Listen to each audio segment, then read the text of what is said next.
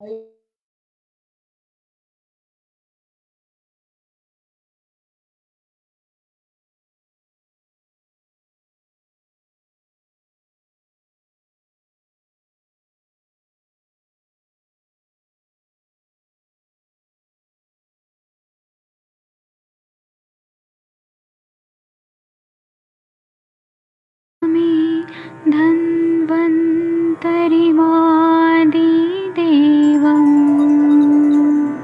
सुरासुरैः वन्दितपादपद्मम् लोके जरामृत्युनाशम्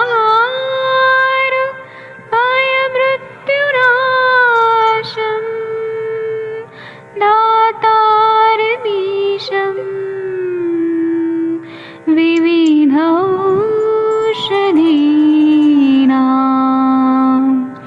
शङ्खं चक्रं जलौकां दधतं मृतघटं चारुतोर्भिश्चतुर्भिः सूक्ष्मस्वच्छादिरुद्यं शुकपरिविलसन् मौलिमम्भोजनेत्रम् कालाम्बोदोज्ज्वलाङ्गं कटितटविलसत् चारुपीताम्बराढ्यं वन्दे धन्वन्तरिन्तं निखिलगदमिव प्रौढदावाग्निनीलम्।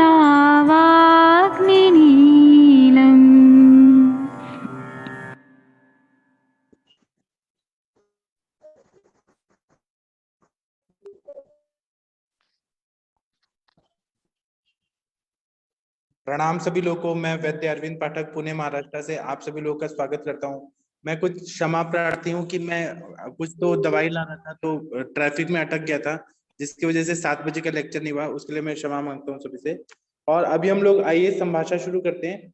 और कल से लेक्चर होगा, लेकिन आज कुछ बहुत ज्यादा अड़चन हो गया था क्योंकि यहाँ पुणे का ट्रैफिक में बहुत ज्यादा अटक गया था। अभी पहुंचा हूँ। ठीक है, तो अभी हम संभाषण शुरू करते हैं। मैं एक दो लोगों को यहाँ पर को होस्ट बना दिया हूँ। डॉक्टर शशि तिवारी मैम, आप कैसी हैं? हाँ जी सर, गुड इवनिंग सर। मैं ठीक हूँ, आप बताइए सर। अभी आप जालना में हैं कि वहां चली गई? सर मैं जालना में नहीं, मैं थाने हूँ, मुंबई में। आप मुंबई आ गई? वाह आप पूरा महाराष्ट्र घूम रही है। अच्छा है, ठीक है मैम। आपका कैसा रहा, वो अनुभव कैसा रहा वहाँ का?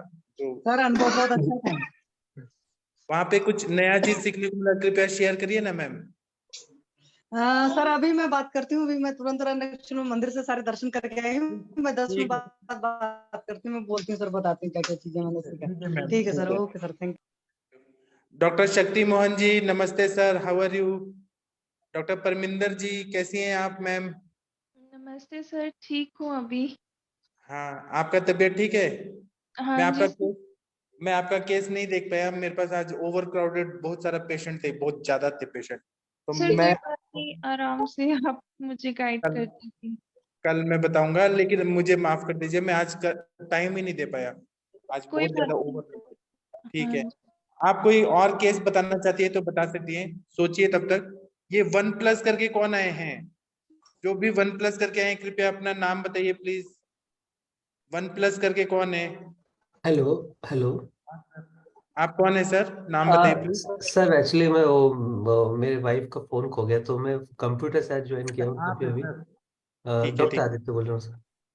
ठीक है। मैं यहाँ पे ये कर देता हूँ, आपका नाम थोड़ी देर के लिए लिख देता हूँ। हाँ सर, मेरे डॉक्टर, को जूम यूज करना नहीं आता कंप्यूटर में, थोड़ा सा नाम चेंज कर लूंगा अभी अपना।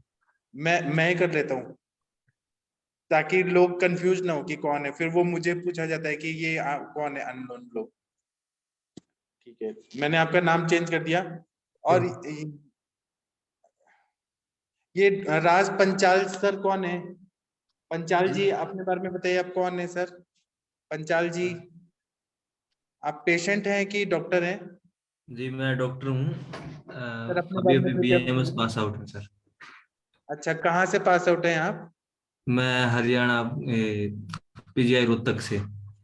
बहुत अच्छा लगा सर, आप आए, बहुत अच्छा लगा। आप यहाँ हमारे साथ जुड़े हैं, दिल से बहुत खुशी हो रही है। आपका थैंक यू स्वागत है। सर। Thank you. और डॉक्टर श्वेता मैम, आप कैसी हैं? आपका तबीयत? श्वेता जी मैम। सर, जी सर ठीक हूँ अभी। हाँ, चलिए, आपने कुछ शब्द तो बोले आयुष दर्पण पे, इतना दिल से खुश हो रहे हैं। नहीं सर, थैंक यू मैम। खांसी बहुत थी ना, इसकी वजह से। हाँ, कोई केसेस होगा तो बताइएगा प्लीज आप मैम। सर अभी तो नहीं है, मैं बताऊंगी बात। ठीक है, बताइएगा, हम इंतजार करेंगे। जी doctor sir. Sunil Kumar ji, thank you ma'am. Doctor thank Sunil you sir. Kumar ji, Bihar के डॉक्टर, कुछ अपना केस बताइए सर। डॉक्टर सुनील कुमार जी कुछ बोलेंगे? कोई केस बताना चाहते हैं तो बता सकते हैं। डॉक्टर पूजा रथ ma'am, doctor Gangwar sir. Sir मैं एक पेशेंट को ज्वाइन करूं? आप करिए मैम, करिए। डॉक्टर आनंद पाल जी कैसे हैं? Doctor Mandakini ma'am. हाँ जी, बोलिए। बोलिए सर, बोलिए। डॉक्टर सुरेंद्र जी, डॉक्टर सुरेंद्र शर्मा जी, बोलिए सर। सर प्रणाम सर। बोलिए सर, कैसे हैं सर? सर बढ़िया है सर, अच्छे हैं आप, आशीर्वाद है सर, अच्छे हैं सर। जी सर, बताइए, कोई केस बताइए सर। सर मुझे दो पेशेंट के बारे में थोड़ा सा पूछना था। जी एक पूछिए। तो एक्चुअली सर, एक सर पेशेंट है क्रोस्ट सूर्स, वो क्रोस्ट हाँ शीर्ष मतलब ये घुटने का जो रहता है ना, आपने बताया था एक बार। तो हाँ उसका एक पेशेंट है सर, अप्रोक्सीमेट 50 ईयर एज है। हाँ और उनका आज वो पेशेंट आए हैं, तो उनकी हाँ जो सारी जो मैंने हिस्ट्री ली है उसके अकॉर्डिंग उनका जो ना जो रहना है सर, वो 5वीं मंजिल पर है, तो वो नीचे से बिना लिफ्ट के जाते हैं पैदल। और दूसरा उनका जो खान पान है सर, काफी ऐसा है, गरिष्ठ टाइप का है ये सर, हाँ मतलब पूरी तरीके से आम दोष है उनके अंदर। हाँ और मतलब थोड़ा सा वजन भी सर थोड़ा सा उनका ज्यादा है, 85 kg है। और ये सर प्रॉब्लम उनको काफी दिनों से है, लगभग 1 डेढ़ साल हो गया, और कोई फायदा नहीं होता उनको। तो काफी पहले एलोपैथिक वगैरह भी ले चुके, लेकिन कोई रिजल्ट नहीं निकलता। एक सर ये पेशेंट है सर, पहले तो आप इसके एक बारे बार में। क्या क्या सिम्टम है, एक बार बताइए मैं। हाँ, आपने क्या सर ट्रीटमेंट दिया, उसमें क्या चेंज करना है वो मैं बताऊँ। सर मैंने अभी कोई ट्रीटमेंट नहीं दिया, मैंने पहली बार लिया है, तो मैं आपसे ही पूछना चाहता था सर, एक्चुअली मुझे इतना उसका आइडिया नहीं है सर। सर उनको क्या सिम्टम है और आपने क्या दवाई दिया था, ये तो बताइए। सर मैंने तो अभी सर उनको सिंपल सी आपकी जो ना मेरे पास आम पाचक बटी रखी थी, तो 4 4 गोली मैंने आम पाचक बटी की दी है सर, महायोगराज गुग्गुल वो सर दिया था उनको। और अभी जो ना उनको 10 मूला रिस्ट और अश्वगंधा रिस्ट, ये दो आपने, मैंने सर उनको। आपका आवाज क्लियर नहीं आ रहा। आपने कहा कि वो 5 मंजिल चढ़ जाते हैं, हेलो लेकिन उनको क्या प्रॉब्लम है वो मुझे नहीं समझ आ रहा। सर, उनके जो ना सर उनको एक क्या घुटने में, तकलीफ क्या है? एक घुटने में स्वेलिंग है सर, एक शायद सर एक आपका, घुटने में हेलो, आवाज नहीं आ रही सर मेरी? किसी को सर का आवाज सुनाई दे रहा है क्या? मुझे नहीं समझ आ रहा। सर मैं दोबारा से फिर नहीं करता हूँ दे फिर रहा है। कनेक्ट। सर का हेलो आवाज नहीं आ रहा। सर आप थोड़ी नेटवर्क में, जी सर, जी मैं दोबारा से बोलता हूँ। फिर नहीं सुनाई दे रहा, बोलिए सर। सर मैं दोबारा से बोलता हूँ, दोबारा फिर लगाऊं क्या? हेलो नहीं आ रहा, मेरे को तो नहीं आ रहा।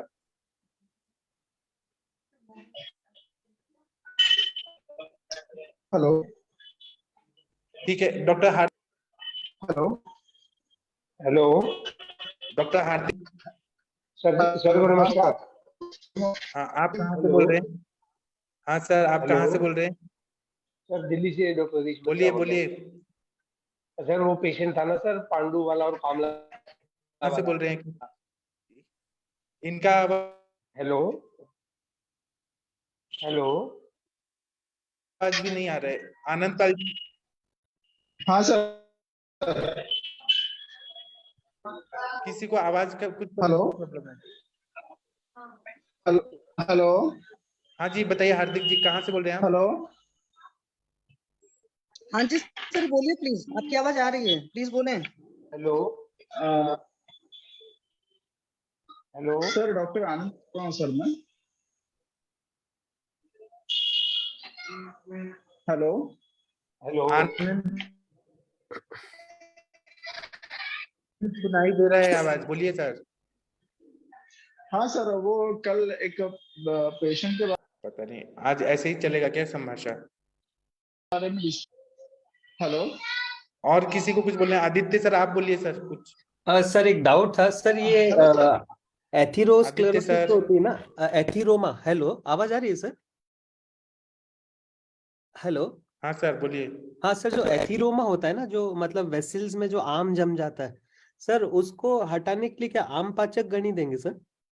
और तिक्त रसा, या मतलब किस तरीके से एथीरोमा को आप ये हम ऐसे देखते हैं सर कि कौन सा स्रोतस में क्या जाती है। हाँ एरिथ्रोमा है तो वो कौन से स्रोतस में जाती है? रक्तवाह स्रोतस में है ना? सर हाँ सर, रक्तवाह स्रोतस में, हाँ सर। तो उसमें हम रक्त पाचक, ताप्य दिलाओ, नवायस लाओ, रक्त पे काम करने वाली सारीवा, मंजिष्ठा, अच्छा जो भी अच्छा। रक्त धातु पे काम करने वाली दवाइयां हैं, स्वर्णमाक्षिक भस्म, प्रवाल, वो सब देते हैं। हाँ सर, हाँ सर, सर ठीक आपके पास चरक संहिता अगर होगा ना तो विधि पुण्यति अध्याय एक बार पढ़ लीजिए, तो ओके, एक एक शब्द ठीक है सर। जो सिम्टम्स है वो सारे एरिथ्रोमा में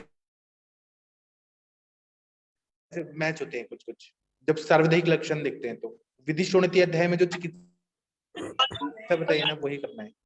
ठीक है सर, ठीक है। विधि शोणिति अध्याय में रक्त की सर आपकी आवाज कट रही है। आपकी आवाज कट रही है सर। मेरी आवाज और की तो वो ये बेवकूफी है इतना कट रही है। तो अभी आ रही है मेरी आवाज? हाँ आ रही है सर, आ रही है। यस सर, आ रही है आपकी आवाज।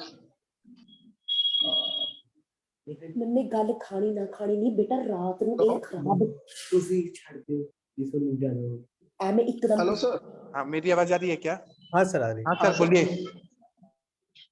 हाँ सर, मैं आनंद पाल बोल रहा हूँ सर। तो इसमें विधि शोणिति अध्याय जब देखेंगे। अच्छा। हाँ हाँ सर बोलिए बोलिए सर।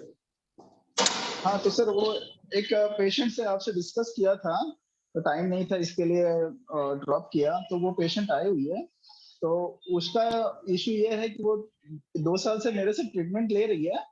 तो जब तक मैं आयुर्वेदिक दवाइयाँ चालू करके रखता हूँ तो उसको मतलब 4-5 महीने ठीक लगता है। जैसे ही छोड़ती है फिर से उसको वापस बॉडी पेन, बॉडी में जलन, माइल्जिया चालू हो जाता है उसको। और मोस्ट ऑफ उसकी हिस्ट्री है कि वो पित्त प्रकृति की है। तो हेलो, उसके लिए मुझे डिस्कस करना था। हाँ सर। हेलो। हाँ सर, तो डिस्कस करिए ना, हेलो सब बताइए सर। सर, मैं पेशेंट आई मेरी हुई आवाज है आ रही है? तो। मेरी आवाज आ रही है सबको? हाँ सर। हाँ सर। हाँ सर, आप फिर से बोलिए, आपने क्या बोला फिर से बोलिए आप कृपया। ये एक पेशेंट है, 16 साल की लड़की है, ठीक है। तो वो काफी दिनों से मेरे से मेडिसिन लेके जा रही है, एलोपैथिक में देता था सर। तो उसको कुछ आराम नहीं होता था। आराम मीन्स उसको प्रॉब्लम थी, बॉडी पेन होता था हमेशा। जहां भी टच करो उसको लगता था कि पूरा बॉडी उसका पेन हो रहा है, और हमेशा उसको फीवरिश जैसा लगता था, हेडेक हमेशा लगा रहता था उसको। तो उसको मैंने एलोपैथिक बंद करके अपना आयुर्वेदिक चालू किया। तो आयुर्वेदिक जब तक चालू रहता था तब तक उसको 2-3 महीने 4 महीने आराम रहता था। फिर जैसे ही वो आयुर्वेदिक बंद करती थी, वापस से उसको वही सेम प्रॉब्लम चालू हो जाता था। तो उसी पेशेंट के बारे में मुझे आपसे राय लेनी थी। वो पेशेंट अभी मेरे पास है।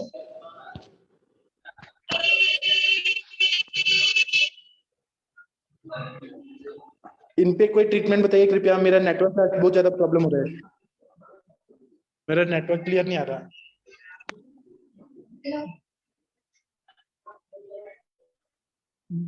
इनका कोई ट्रीटमेंट बताना चाहेगा?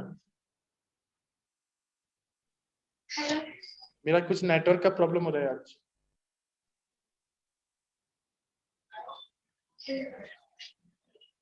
हाँ मैम, आपको मेरी आवाज आ रही है? हाँ जी, आपका नाम क्या है? Please treatment. मेरा नाम अंशु शाह है। आपका मैम प्रॉब्लम क्या है? आप अपनी प्रॉब्लम अपने आप बताइए। मैम मेरी प्रॉब्लम ये है कि मैं काफी दिन से यहाँ अंकल के पास दवा करा रही हूँ। काफी मतलब 1-2-3 साल से चल रहा है मेरा, मतलब बीमार पड़ती हूँ तो ब्लड टेस्ट होता है तो मुझे टाइफाइड आएगा बॉडी में, मतलब खून की कमी, पानी की कमी, तो वो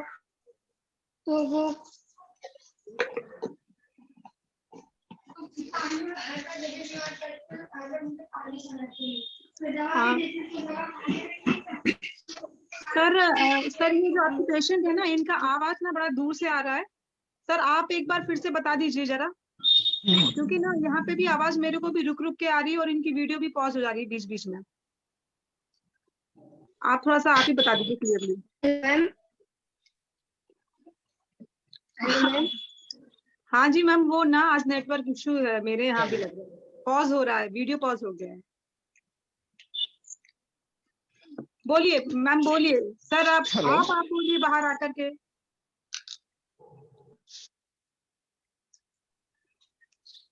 क्योंकि मेरा वाईफाई भी ऑन है, मेरा मोबाइल डाटा भी ऑन है। हाँ बोलो बच्चा। प्लीज डॉक्टर मैम आवाज आ रही है? सर इनकी आवाज पॉज हो जा रही है, मुझे तो आप ही की आवाज आ रही है, आप ही बता दीजिए सर, कहीं बाहर आके। अच्छा इधर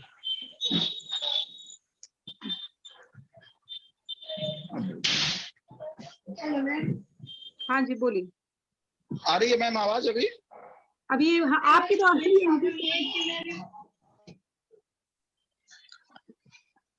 नहीं सर, इनकी तो नहीं आ रही है। अब आ रही है मैम? हाँ जी आ रही है।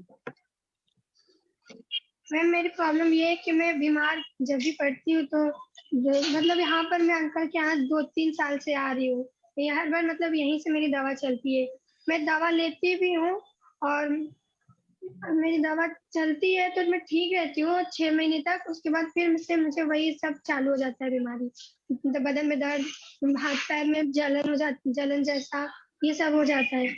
और मतलब मैं हर बार ब्लड टेस्ट कराती हूँ तो पता चलता है टाइफाइड बुखार है, खून की कमी है, पानी की कमी है, तो मुझे हर बार पानी चढ़ता है, 6 बोतल 7 बोतल हर बार चढ़ता है। और इस बार मतलब मई में 2022 में मई में बीमार पड़ी तो मैं दूसरे डॉक्टर के यहाँ गई तो उन्होंने बताया, ब्लड टेस्ट कराया तो उन्होंने बताया कि लीवर में सूजन हो गया, हल्का सा पीलिया हो गया है और प्लेटलेट कम है, तो उन्होंने मुझे 10 बोतल चढ़ाया था पानी, पर उससे कोई मुझे आराम नहीं हुआ। तो यहाँ पर भी आई थी ना तो इन्होंने भी मेरे पास 6-7 बोतल मुझे पानी चढ़ाया, पर मेरा भी कुछ आराम नहीं है। अब आयुर्वेदिक दवा चल रही है, खाती है तो वो ठीक रहता है, मतलब 2-4 दिन बंद कर दो बीच में तो मेरा बदन दर्द सब चालू हो जाती है। अब अभी आपकी रिपोर्ट्स में क्या है? अभी रिपोर्ट आपकी रिपोर्ट में है, खत्म हो गया सब? मतलब मैंने अक्टूबर में ब्लड टेस्ट कराया तो उसमें सारा रिपोर्ट डॉक्टर बोलते हैं नॉर्मल है। अच्छा, हमारे जो डॉक्टर साहब है, जो आपके अंकल है, वो भी बोल रहे हैं नॉर्मल है? हाँ, इनको मैंने 2 दिन पहले लेकर आई, दिखाई तो ये भी बोलते हैं ठीक है, नॉर्मल है। तो मैम सारा कुछ नॉर्मल है, तो अब आप ये बताओ कि आप क्या खाते पीते हो? आपको भूख लगती है आपको? हाँ मतलब भूख लगती है।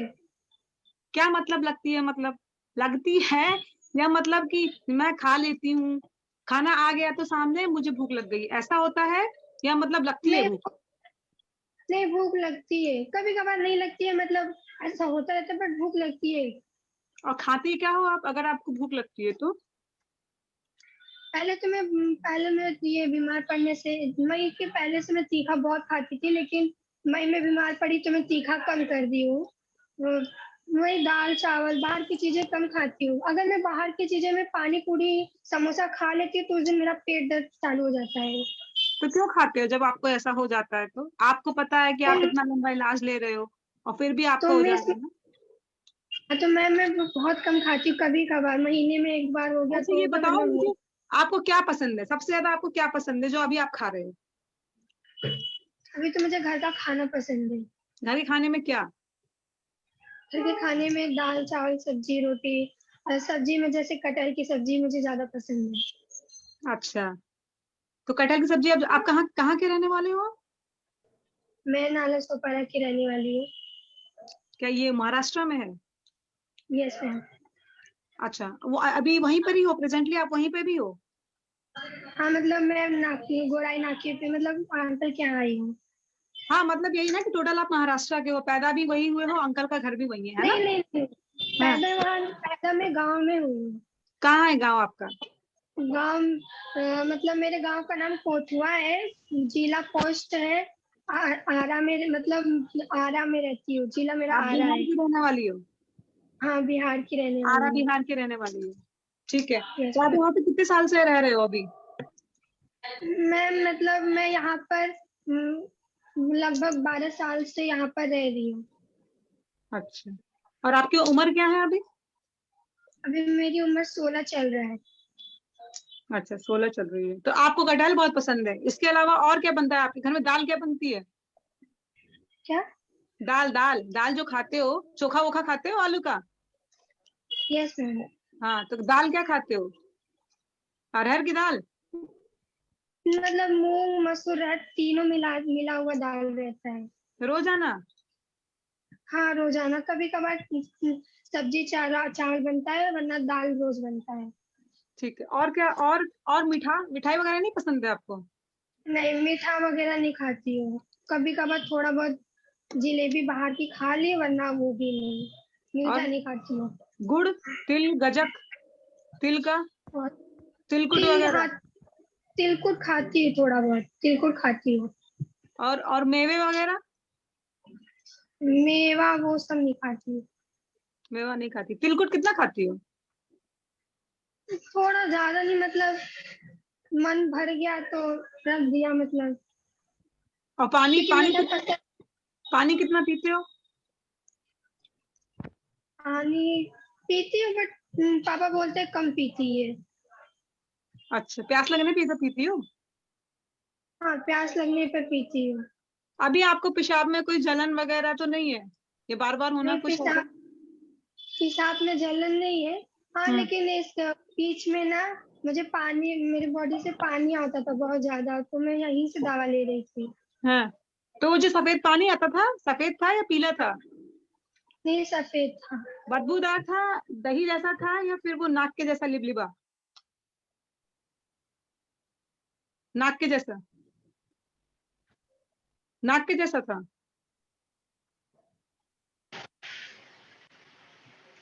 हाँ बेटा, नाक के जैसा पानी था या एकदम वाटरी डिस्चार्ज था? मतलब पानी आ रहा था, मतलब गाढ़ा आ रहा था पानी। अच्छा, बदबू आती थी उसमें? हाँ बदबू थी, बट समझ में नहीं आता है मुझे। अच्छा, अभी अभी है क्या?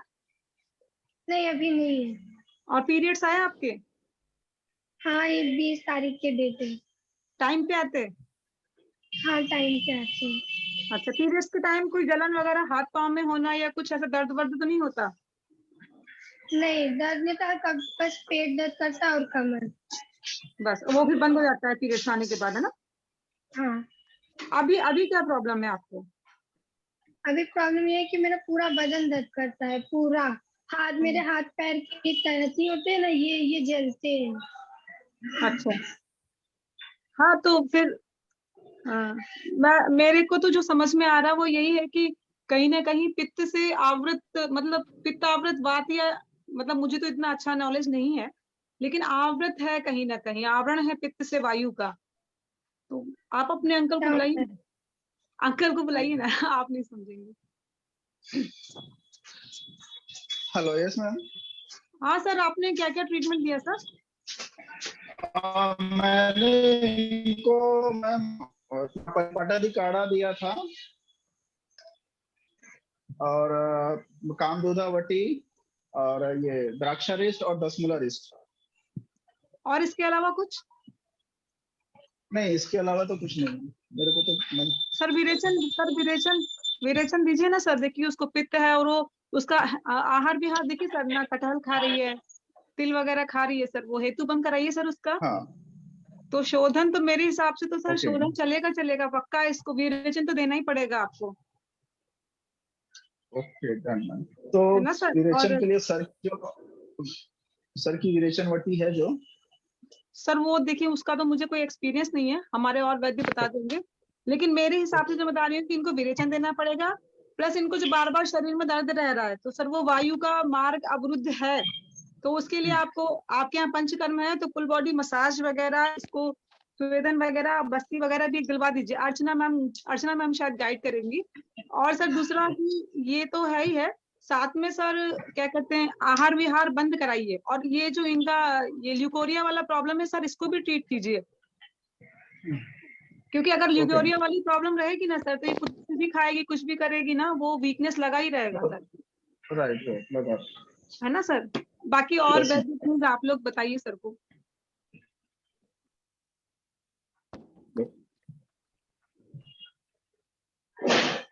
हेलो अर्चना मैम है क्या आप?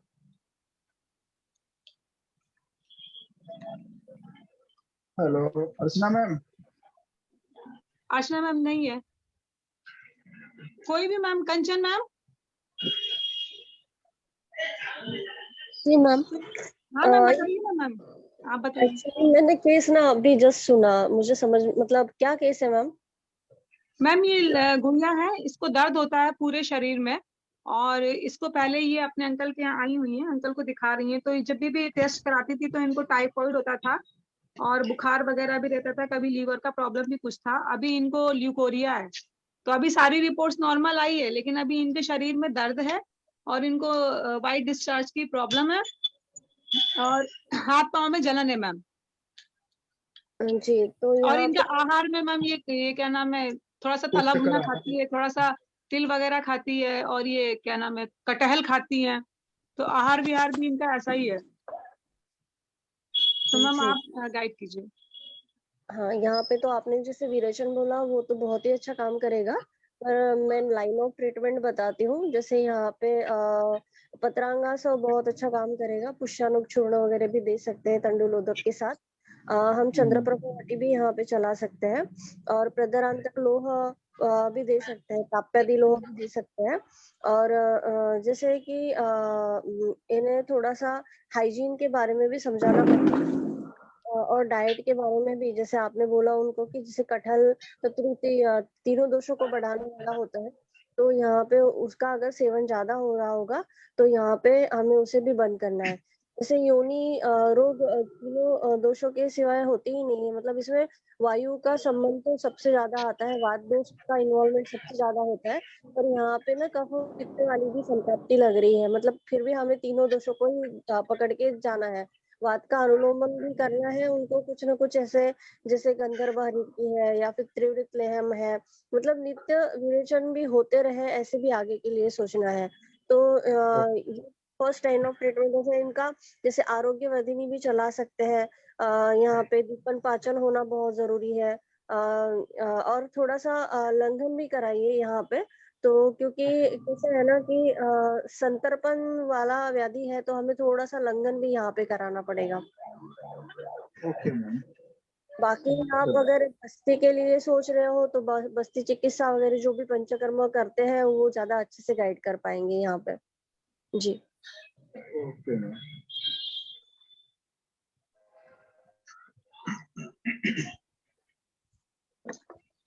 हाँ बोलिए सुरेंद्र सर। Ma'am hello. हाँ जी सर, बोलिए सर। मैम मुझे जरा कंचन मैम से थोड़ा सा पूछना था, थोड़ा सा। हाँ सर पूछिए। हेलो हेलो हाँ, कंचन मैम। बोलिए सर। मैम प्रणाम। प्रणाम। मेरी आवाज आ रही मैम? हाँ एक्चुअली हाँ मैं बोलिए। अभी थोड़ी देर पहले पूछ रहा था, एक पेशेंट है मेरे पास मैम, प्रोस्टेट शीर्ष है ना, घुटने का जो पेन होता है ना, हाँ हाँ और बिग स्वेलिंग, तो ये राइट लेग में उसको घुटने में स्वेलिंग है और काफी पेन है। इसकी जो ना हेतु जो मेरे पास में आकर उसने बताया था कि उसका जो रहना है उसका 5वीं मंजिल पर है, तो वो बार बार 3-4 बार ऊपर से नीचे तक चढ़ना उतरना रहता है। और जो ना एज उसकी 50 साल है, और कंप्लेंट उसको 1-1.5 साल से है। और इसके पहले उसका जो दिनचर्या है वो थोड़ी सी खान पान भी ऐसा ही है, मतलब थोड़ा सा तीखा खाना, समोसे कचौड़ी वगैरह ये खाना, इस टाइप की है। बाकी कोई कंप्लेंट ऐसी नहीं है कि जो केवल घुटने में ही है, बाकी कोई बॉडी में किसी टाइप का और कोई प्रॉब्लम नहीं है। हल्का कॉन्स्टिपेशन रहता है बस, और कोई मतलब नहीं है। इतना मैंने 50 एज बता रहे हैं ना, तो ये डिजेनरेटिव जी भी हो सकता है, ये आम वात जी में भी जा सकता है, ये वात रक्त में भी जा सकता है। सबसे पहले तो आपको इसको डिफरेंशियल डायग्नोस करना पड़ेगा कि ये एक्चुअली क्या है। आप यहाँ जी पे मैम ना उनको एक सबसे पहले एक्सरे करा लीजिए, क्योंकि कभी जी कभी मैम क्या होता है ना, अर्ली डिजेनरेशन में एक घुटने में आता है, फिर दूसरे घुटने में स्टार्ट होता है। तो आपने पहले ही बोल दिया कि सीढ़ियाँ चढ़ना उतरना ज्यादा हो रहा है, तो पहले देखिए कि क्षय हो रहा है क्या कहीं पे। तो क्षय हो रहा होगा तो डिजेनरेटिव चेंजेस अगर हो रहे हैं तो हमें उस टाइप से सोचना पड़ेगा, मतलब बल्य जी औषधियाँ देनी पड़ेगी। पहले देखिए कि जी वेट ज्यादा है क्या, वेट ज्यादा होने की वजह से भी ये हो सकता है। मतलब कि जी आपको मैम वहां पे, हाँ वहां पे weight line off, weight ma'am ज्यादा है और डिजेनरेटिव चेंजेस हैं क्योंकि एक्सरे हुआ है उनका।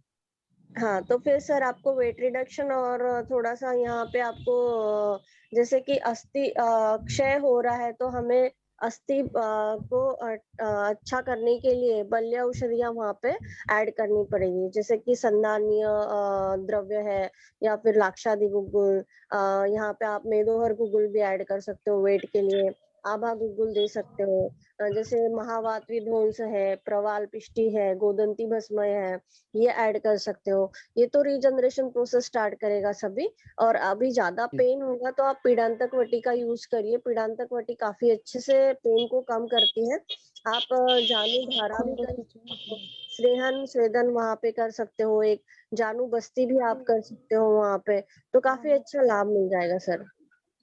मैम अभी मैंने उसको जो ना अश्वगंधा रेस्ट और दशमूला रेस्ट और पीड़ांतक पट्टी और मैम इसमें महायोग राजगोकुल ये मैंने उसको दिया है। ये आपको मेरी तो आवाज आ रही है मैम? हाँ हाँ जी सर।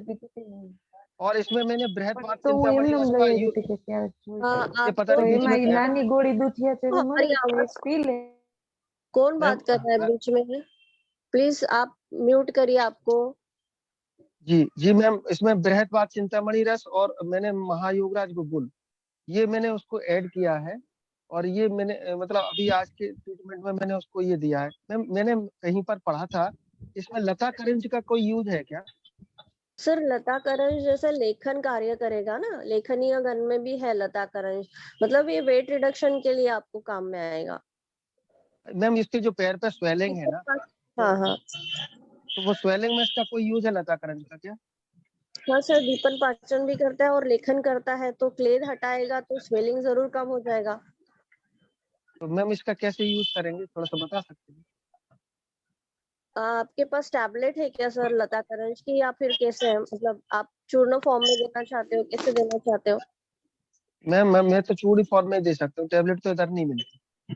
तो सर फिर 1 से 2 ग्राम तक आप दे सकते हो, शहद के साथ दे सकते हो। मतलब ठीक है 1 से 2 ग्राम दे सकते हैं ना? हाँ दे सकते हो। ज्यादा नहीं। हाँ और ये इसको हेलो लेप के कंचन। लिए लगा जी, अगर इसको लेप में लगाना हो मैम तो लेप का तो इतना आइडिया नहीं लता करंज का, पर लगा सकते हैं शायद। वहां पे आप लेप के लिए एक सिंपल जैसे हल्दी है, या फिर अम्बे हलद होती है ना, उसको थोड़ा जी सा जी गर्म, मतलब मैं तो मेरे जो पेशेंट होते हैं बहुत ही मतलब एकदम नॉर्मल टाइप के होते हैं, तो मैं उसमें हल्दी लेती हूँ, अम्बे हलद, उसमें थोड़ा गेहूं का आटा मिक्स करके, थोड़ा सेंधा डाल के, उसको थोड़ा पानी डाल के उसको गर्म कर लीजिए, और वो उसका लेप भी अगर करते हैं ना सर, तो विद इन जी 5 डेज का पूरा स्वेलिंग कम हो जाता है और पेन भी काफी अच्छे से कम हो जाता है। बस उसको थोड़ा सा जी जाड़ा मोटा ऐसे लेप करना है, जी मैम थोड़ा हल्का ठीक है मैम गर्म मैं है। जी मैम इसमें जैसे मैम छेर वाला तेल के जो ना कैप्सूल आते हैं ना 101 आवर्ती के वो भी यूज हो सकते हैं क्या इसमें? जी सर, आप तो बहुत सारी मेडिसिन ऐड कर सकते हो, इसमें ऐसा कुछ नहीं है। पर पहले तो जी आप डिसाइड करिए कि फर्स्ट लाइन ऑफ ट्रीटमेंट आपका क्या हो, फिर सेकंड जैसे वो पेशेंट फॉलो अप के लिए आता है तो फिर आप देखिए कंडीशन कैसी है, उसके हिसाब से ऐड करना। आप एक साथ हम बहुत सारी मेडिसिन नहीं ऐड करके देंगे, क्योंकि जी मैम पेशेंट जी मैम आदमी कैसे है वो पछता नहीं है, बहुत बार फिर पेशेंट कंप्लेंट कर देता है हाँ कि तो करो पेट मैं चलो। हो रही है या फिर भारी हो रहा है पेट। तो सबसे पहले उसको जी अग्नि भी देखो, बल भी देखो, और उसके हिसाब से मेडिसिन ऐड करो।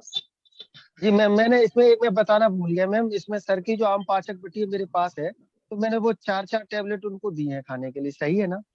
हाँ एकदम सही है सर, बिल्कुल। मतलब वो तो सबसे पहले आम पाचन कर लेगी तो आपका मतलब मैं बोलूंगी कि 100% फायदा होने वाला है फिर। जी जी मैम। अच्छा मैम, थोड़ा सा अगर मुझे थोड़ा सा और टाइम दिया जाए, मुझे एक पेशेंट के बारे में और पूछना था, क्या पॉसिबल है? जी सर, अगर कोई किसी का हैंड रेज नहीं है तो आप जरूर पूछिए। मैम एक पेशेंट है जिनका गॉल ब्लैडर रिमूव हो चुका है, लेडीज पेशेंट है ना। तो जी उनको मैम जो गैस बहुत बनती है, गैस्ट्राइटिस काफी ज्यादा होती है, गैस बहुत जी बनती है। जैन फैमिली से बिलोंग करते हैं। खान पान बिल्कुल सादा सिंपल है, कुछ ऐसा नहीं है, प्याज वगैरह इसका कुछ भी नहीं खाते। और अप्रोक्सीमेट उनकी एज जो है 50 ईयर है। अभी उनका गैस बनने की वजह से बीपी भी काफी हाई हो गया था। तो इसमें मैम क्या अपन थोड़ा सा डिस्कस सकते हैं, बता सकते सर, मतलब मैं पूरा केस तो मुझे पता नहीं है, हेतु आप बोल रहे हो कुछ नहीं है, पर ना मोस्ट ऑफ जैन पेशेंट मैं जब देखती हूँ तो उनमें ना उनका पर्यूषण जो होता है, उनमें कठोर खाने की आदत होती है उनको, करीब करीब 8 दिन कंटिन्यू। तो वो है क्या, पहले चेक करिए। बहुत ज्यादा फास्टिंग की आदत होती है उन लोगों को, तो वो चेक करिए पहले। तो उसके जी हिसाब से आप जाना है आपको। ये पित्त की संप्राप्ति तो पक्का मिलने वाली है, क्योंकि गॉल ब्लैडर रिमूव किया है, मतलब कि वो पित्त का ऑर्गन ही वहां से निकाला है। मतलब पित्त की संप्राप्ति तो वहीं के वहीं है, बस ऑर्गन को तो जी। हमने निकाल दिया, पर संप्राप्ति तो हम्म, वही है। तो आपको यहाँ पे कामदुधा, प्रवाल पंचामृत, अविपत्तिका चूर्ण गुलकंद के साथ दोगे तो बहुत अच्छा फायदा करेगा। जैसे सर्वकल्प क्वाथ है, मुलेठी क्वाथ यहाँ पे बहुत अच्छा काम करेगा। आपको विरेचन जी करना जी है उसका, तो त्रिवृत लेहम या फिर जैसे हरिती है, अमल की चूर्ण है, त्रिफला चूर्ण है, इनसे आप उसका विरेचन भी करा सकते हो। मतलब नित्य विरेचन, एक क्लासिकल विरेचन भी आप प्लान कर सकते हो सर इसके लिए। जी मैम। जी मैम ठीक है, thank you ma'am, thank you very much ma'am. Welcome.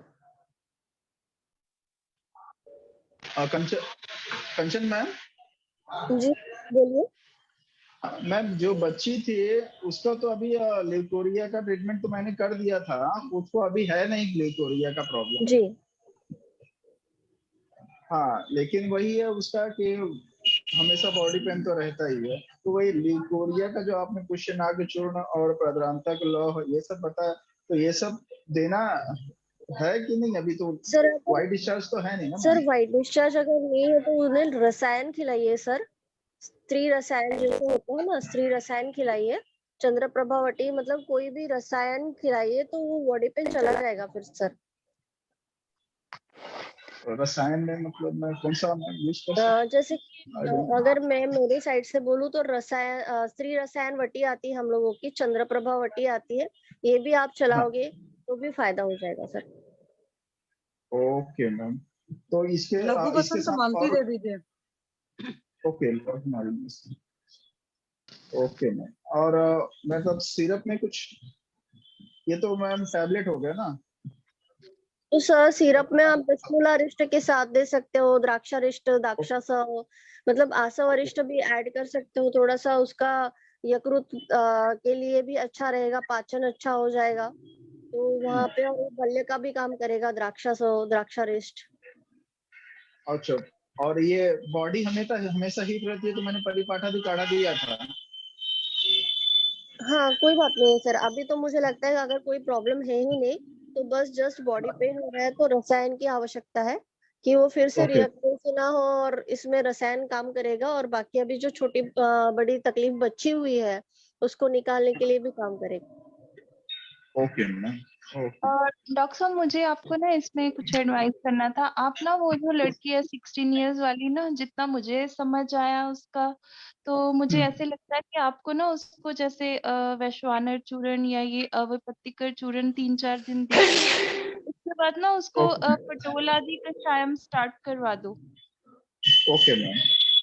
अ, क्योंकि अगर हम वो पटोलादि कषाय का श्लोक ना, पटोल कटुरोहिणी चंदनम मधुस्रव गुरुचि पाठाव नितम निहंति कफ पित्त कुष्ठ ज्वरान विषम वामी रोचकम कामलाम। तो सर देखो, मतलब वो क्लियरली उसमें ना मेंशन हो जाता है कि कफ और पित्त मतलब उसके शांत होंगे। और एक तरह मुझे ऐसे लगता है कि इस लड़की को कहीं ना विषम ज्वर की तरह मतलब कुछ प्रॉब्लम है। राइट मैम, राइट हाँ, मैम।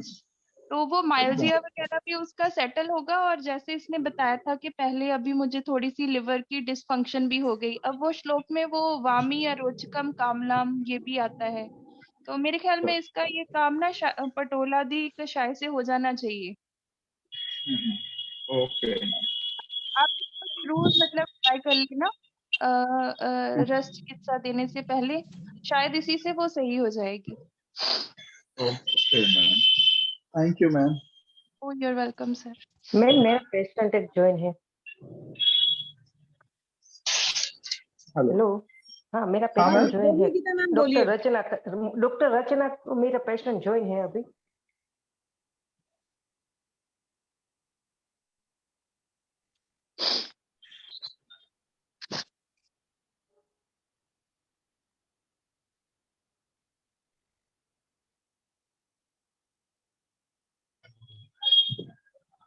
मैम आप उनको बोलो ना अपना वीडियो वगैरह ऑडियो वगैरह ऑन करें।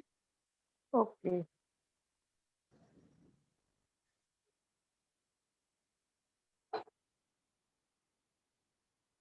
को बोलिए जो पेशेंट है वीडियो ऑन करने को बोलिए, मैं स्पॉटलाइट कर दूंगा। मेरा यहाँ नेटवर्क का बहुत ज्यादा प्रॉब्लम हो रहा है, इसलिए मुझे हाँ सर जो भी बोला है पेशेंट है उनको। उनको वीडियो हाँ सर बोला है उनको, करा रहे होंगे। अभी मैं वही सर्च कर रही हूँ, दिख नहीं रहे हैं। हाँ चलिए, गीता इनका मैम केस किस टिकिंग नाम करिए। से शशि ज्वाइन किया मैम, है उन्होंने? कंचन मैम को हाँ हो गई। नाम के डॉक्टर रिंकल है। हाँ, तो डॉक्टर रिंकल। हेलो, इनका केस टेकिंग करिए प्लीज। सर उनका वीडियो शो नहीं हो रहा है। Yes now show. मैंने स्पॉटलाइट कर दिया है। कंचन मैम, जी शशि सर, मैम कोई जी केस सर, टेकिंग करिए। हाँ जी सर मैं कर रही हूँ। हाँ जी सर। हाँ जी डॉक्टर रिंकल मैम नमस्ते। नमस्ते। आवाज आ रही हाँ है जी, आपको मेरी? हाँ जी, हाँ जी मेरी आवाज आ रही है। मैं आपको कल पूछने वाली थी, आपको मेरी आवाज आ रही नहीं आ रही है। हाँ जी मैम ओके। बताओ क्या तकलीफ है आपको? वो मुझे ना पीसीओडी है। तो जब से प्यूबर्टी से मेंसेस स्टार्ट हुआ है तब से डिले ही होता है मेरा पीरियड्स हर बार। 1 महीने से ज्यादा 15 दिन ऐसा हो जाता है, 7-8 दिन ऐसा। कुछ फिक्स नहीं रहता, लेकिन 1 महीने से ऊपर तो होता ही है। चलिए आप मुझे ये बताओ आपकी उम्र अभी कितनी है? मेरी उम्र अभी 24। अभी 24 है। आप डॉक्टर हो, किस फील्ड में डॉक्टर हो? ये मैंने BHMS किया है, अभी हाल ही में लास्ट ईयर ही कंप्लीट हुआ है अच्छा अभी आप होम्योपैथी पास में। आउट हुए हैं, ठीक है। चलिए मैंने ऐसे पूछा, थोड़ा सा उससे बात करना और आसान हो जाता है। तो अभी अभी आप पास आउट हुए हैं, तो मैम आपको मिनार्की किस एज में हुई थी? मेनर मुझे जब मैं 7th में थी तब आई थिंक मैं 12 और 13 ईयर। 12th, हाँ 12th और 13। ठीक है 12 और 13 ईयर के आसपास हुई थी। तो जब मिनार्की हुई थी तो तब पीरियड्स ठीक आते थे शुरू में? ना शुरू से ही ऐसा है, कभी डेट पे नहीं आते। कोई दवाई ना लो तो भी आ जाते हैं, दवाई लेने की जरूरत नहीं पड़ती है नहीं कभी। जैसे मान लीजिए शुरू में पीरियड कितने दिन पर आता था? 1 महीना, 7 दिन, 8 दिन, 10 दिन, कभी कभार 12 दिन ऐसे। अच्छा मतलब उसमें भी जैसे अगर मान लीजिए 35 डेज पर भी कुछ लोग को होता है पीरियड आते हैं, बट 35 इज 35। मतलब वहां पर भी वेरिएशन थी, 7 डेज, 8 डेज, 10 डेज, 12 डेज। हाँ वैसे उससे भी वैसे ज्यादा की, वेरिएशन वाला, ओके वेरिएशन। उससे ज्यादा की भी वेरिएशन होती थी? हाँ उससे ज्यादा के भी वेरिएशन होती है। ओके क्या ऐसा होता था कि जैसे मान लो पीरियड एक तो हो गया कि बहुत ज्यादा टाइम डका करा है, और पीरियड्स के साथ कुछ और इश्यूज थे कि सीवियर पेन हो रहा है, क्लॉटिंग है? हाँ dysmenorrhoea, menorrhagia, clotting, all are there. अच्छा वो भी प्रॉब्लम थी। तो जब जैसे मान लीजिए आप कह रहे हो कि मेनोरेजिया वगैरह भी था, क्लॉटिंग भी था, तो कितने दिन जाता था ब्लड, ये बताओ मुझे आप। ब्लड वो तो पहले से 5 दिन ही आता है। जैसे पहले दिन जब आपका मेंसेस स्टार्ट हो तो उस दिन ज्यादा नहीं होता, नॉर्मल फ्लो रहता है। फिर दूसरे और तीसरे दिन ज्यादा फ्लो रहता है, ज्यादा डिस्मेनोरिया रहता है, क्लोटिंग भी तभी गिरते हैं दूसरे। और फिर 4th डे से वो फ्लो अपने आप कम हो जाता है और 5 दिन के बाद चला जाता है। तो जब आपका सेकंड थर्ड डे फ्लो ज्यादा जाता है तो उस दिन आप कितने नंबर ऑफ पैड आपके चेंज होते हैं? क्या समझ में नहीं आया? नंबर ऑफ पैड कितने चेंज करते हो? सैनिटरी पैड जो अच्छा है नंबर। अच्छा वो मुझे 4-5 बार तो करने ही पड़ते हैं। कोई बात नहीं। क्या उससे ऐसा भी होता है कि आपको बहुत लेथर्जी लगता है और हाँ, आपको लेथर्जी, जनरल वीकनेस आ एक्टिविटीज या जाती है, डेली हेड नहीं देखो रूटीन लाइफ जैसे जैसे डिस्टर्ब हो फ्लो जाती हुआ है, उस फ्लो वीकनेस से है। हमारी कोई फिजिकल एक्टिविटी या डेली एक्टिविटी इफेक्ट नहीं हुई, तब की बात अलग होती है। एक होता है कि फ्लो न- इतना हो रहा है कि हम उसे लेथर्जिक भी फील कर रहे हैं, हमारी एक्टिविटीज भी डेली रूटीन के डिस्टर्ब हो रहे हैं, तो क्या ऐसा होता है आपको? ना एक्टिविटीज तो मैं करती हूँ, क्योंकि अभी पढ़ाई चल रही थी तो कॉलेज जाना होता है, अभी जॉब करती हूँ हॉस्पिटल में तो वो चालू रखना पड़ता है। वो हर महीने तो हमेशा नहीं कर सकते कि घर पे बैठ जाते। वो इतना ज्यादा नहीं होता कि मैं अपना कुछ काम ना कर पाऊँ। वीकनेस होती है क्योंकि फ्लो होता है तो कभी कभार हाइपोटेंशन हो जाता है तो वीकनेस रहती है, लेकिन मैं अपना काम रूटीन काम अच्छे से कर पाती हूँ। अच्छा, एक बात बताओ मैम, आपकी हाइट और वेट कितना है? मेरा हाइट मेरी 5'4" ओके, और वेट? एंड वेट मेरा 94 है। वेट 5'4" पर ज्यादा है। 94 तो वेट बहुत ज्यादा है। वेट ज्यादा है। ओके, तो ये वेट लॉस के लिए कोई काम नहीं किया कि मेरा वेट ज्यादा है तो मैं उसको, क्योंकि वेट 5'4" लॉस एक्सरसाइज तो हम वेट 60 लॉस केजी के सभी लिए हैं। मैं वेट लॉस के लिए एक्सरसाइज करती हूँ, लेकिन वो ऐसा रूटीन, वो बोलते हैं ना कि फिक्स फॉलो नहीं हो पाता, तो ऐसा कुछ रिजल्ट नहीं मिलता। और वेट मेरा पहले से इतना नहीं है, वो लास्ट 3-4 साल में ही ऐसा बढ़ गया है वेट। तो नाउ यू आर 24, मान लो मैं 13 करती हूँ, तो 13 और 10 मतलब 11 साल, 4 साल हटा देती हूँ तो 4 साल पहले आपका वेट कितना था जब आप बताओ? 4 साल पहले मेरा वेट 65 और 63 या 65 था। तो 63 या 65 से जब 95 हुआ तो क्या थायराइड वगैरह की भी प्रॉब्लम हो गई है? ना वो थायराइड मेरा नॉर्मल आता है, मैंने 3-4 बार करवाया है चेक, अभी रिसेंट के ही रिपोर्ट है मेरे पास 1 वीक पहले के। ना नहीं ही कोई बात थायराइड नहीं। है, ना ही लिपिड प्रोफाइल में भी कुछ ऐसा चेंजेस नहीं है। और वो जो बोलते हैं ना पीसीओडी के लिए सारे रिपोर्ट्स, वो आयरन वो सब करवा लिया है, वो उस सब नॉर्मल है। एक मैंने हार्मोनल ऐसे करवाया, उसमें टेस्टोस्टेरोन ज्यादा आ रहा है। चलो कोई बात नहीं। अब मुझे थोड़ा सा आप अपनी दिनचर्या बताएंगे, कितने बजे सोते हैं, कितने दिनचर्या बजे उठते हैं, क्या खाते पीते सुबह हैं? सुबह 7 बजे तो उठ जाती हूँ। ओके। 6 से 7 के बीच रोज उठना हो जाता है। फिर और वो गर्म पानी की वो आदत है पीने की, तो ब्रश वगैरह फ्रेशन अप होके वो गर्म पानी पीती हूँ सबसे पहले। कितना? 2 ग्लास जितना। ओके। फिर काम या कुछ हो तो वो करके फिर 8:30-9 बजे नाश्ता करने बैठते हैं। तो मुझे चाय या कुछ पीने की आदत नहीं है, तो मैं सिर्फ मिल्क लेती हूँ, और वो और भी मिल्क के प्लेन साथ विदाउट और? शुगर। मिल्क के साथ मिल्क और के क्या साथ खाते हैं? कभी मिल्क के साथ चपाती होती है। मिल्क के साथ चपाती और सब्जी? ना सब्जी नहीं, सब्जी सुबह नहीं। मिल्क के साथ जो रोटी खाते हैं तो क्या मिल्क में डिप करके खाते हैं, कैसे खाते हैं? ना ऐसे जैसे एक बाइट चपाती तो नहीं बोलते उसे, वो तो हमारे यहाँ भाखरी बनती है, वो खाते हैं सुबह अच्छा, नाश्ते भाखरी में। बनती है, भाखरी को मिल्क के साथ लेते हैं, तो भाखरी में सॉल्ट पड़ता है मैम? हाँ, सोल्ट वाली होती है। हाँ, तो ये तो बड़ी गलत बात है, चलो आगे उसको भी छोड़ेंगे। तो 9 बजे आपका ब्रेकफास्ट होता है, फिर लंच कितने बजे करते हैं आप? लंच कितने बजे लंच करते हैं? पहले लंच 2-2:30 बजे पे होता है। लंच 2-2:30 करते हैं, क्या खाते हैं उसमें आप? तो लंच में पहले से आदत है 2 चपाती सब्जी एंड दाल चावल। दाल चावल तो ज्यादा नहीं खाती, पसंद नहीं, इसलिए सिर्फ 2 स्पून जितना होता है। अच्छा, और फिर शाम को कुछ स्नैक्स वगैरह खाते हैं आप?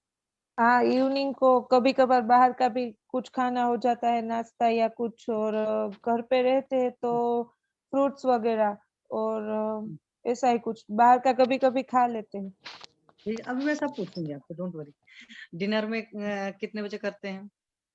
डिनर 8:30 से 9 बजे के बीच। क्या खाते हैं आप उसमें? डिनर पे भी दो चपाती और खिचड़ी बनती है हमारे यहाँ डेली, तो वो ओके, नहीं वो अपना अपना ट्रेडिशन होता है हर किसी खाने का। अब एक बात बताओ मैम, जब आप सुबह ब्रेकफास्ट करते हैं आपको अच्छे से हम्म। भूख लगी होती है? हाँ, वो सुबह 7 बजे उठती हूँ तो 9 बजे भूख लग जाती है। ओके, अच्छी सी। हाँ, अच्छे से लगती है। ठीक। जो 2:30 बजे खाना खाते हो आप, मतलब लंच करते हो, उस टाइम बढ़िया भूख लगी होती है? हाँ, उस टाइम भी लगती है 2-2:30 बजे तक। अच्छा, और जो रात में डिनर करते हो उस टाइम भी भूख लगी होती है? हाँ, हाँ, उस टाइम भी लगती है, भूख तो लगती है। और शाम को जब आप स्नैक्स खाते हो तो उस टाइम भी आपको भूख लगी होती है? वो तो कुछ आइडिया नहीं है, वो अभी इतना ध्यान से मैंने नोट भी नहीं किया होता है नहीं, कि अभी वो ध्यान से मैं नोट जब करने का कि जब भी जो कुछ भी हम खाते हैं, क्या हमें उस टाइम हमारी क्रेविंग लगी होती है, ऐसे दिल कर रहा होता है, कि हमें रियल में भूख कभी लगी होती कभार है? तो क्रेविंग की वजह से भी खा हाँ, लेते तो हैं। आगे इस चीज को थोड़ा सा नोटिस करेंगे, ठीक? ओके, और अभी ओके, उसमें एक है कि भाकरी में सॉल्ट पड़ता है, सॉल्ट को मिल्क के साथ नहीं लेते हैं। तो अभी एक चीज ओके। और समझ में आता है, ये जो जंक फूड या बाहर का आप खाना खाते हैं, वो जो भी चीज है, मतलब उसमें जो भी आइटम हो, वो वीक कितनी बार खाते हैं? एक हफ्ते में कितनी बार या एक महीने में कितनी बार खाते हैं आप? जंक फूड या बाहर का खाना एक हफ्ते में तो नहीं बता सकती, लेकिन एक महीने में 3-4 बार हो जाता है। एक महीने में 3-4 बार हो जाता है, क्योंकि हम्म। देखिए और इधर 4 सालों में आपका। हाँ, कभी कभी घर पे भी नई डिश बनती है, तो हाँ, वो वो तो घर देखो पे घर भी पे हो तो हर जाता किसी है। कुछ ना कुछ बनता रहता है, खाता है इंसान। हम्म, बिकॉज इधर हम्म। 3-4 सालों में आप 63 से 93 के आसपास का એટલે मीन्स। वो वो वेट गेन का एक रीजन तो मुझे ये भी लगता है, क्योंकि अभी 3 साल पहले मुझे टाइफाइड हुआ था। हम्म उस वक्त मुझे 5 दिन के लिए एडमिट किया गया था, और वो एब्डोमिनल परफोरेशन ना हो ना, इसलिए मेरी डाइट सारी बंद की गई थी। Only liquids are allowed. So मैंने उस वक्त 2 महीने के लिए सिर्फ और सिर्फ लिक्विड लिया था, सिर्फ और सिर्फ लिक्विड, या ओके। मौसम्बी का फ्रूट जूस या वेजिटेबल सूप वगैरह। हम्म और बाद में 2-3 महीना बिल्कुल नहीं खाया था। फिर जैसे रूटीन डाइट चालू की, सब ठीक हो गया। तो उसके बाद से वजन कुछ, डाइट तो उतनी ही है जितनी पहले थी, कुछ हम्म खाने में कुछ नहीं बढ़ा, लेकिन वजन अपने आप बढ़ रहा है। हाँ, देखो वजन बढ़ रहा है तो। अच्छा, दिन में भी सोते हो मैम? ना, दिन में तो सोने का टाइम ही नहीं होता। नहीं, जैसे मान लो संडे वाले दिन छुट्टी होता है, फेस्टिवल वाले दिन छुट्टी है तो सोते हैं? ना वो ऐसी आदत नहीं है दिन में सोने। पक्का? हाँ, हाँ, पक्का। चलो, कभी ऐसा रात में कुछ सर दर्द हो और कुछ ना अच्छा हाँ, फील नहीं हो रहा हो। बीमार है तो उसका तो हम्म, अलग बात होती है भाई, बीमार हम्म, होने का नियम नहीं चलता। हाँ, हम्म। रात में कितने बजे सोते हो मैम? रात में 11 बजे तक तो सो जाती हूँ। रात में 11, 11 बजे सो 11:30। जाते हो? जैसे कॉलेज वॉलेज टाइम में है कि भाई आदत थी देर रात पढ़ने की, फिर सुबह ना, लेट सोकर उठने की?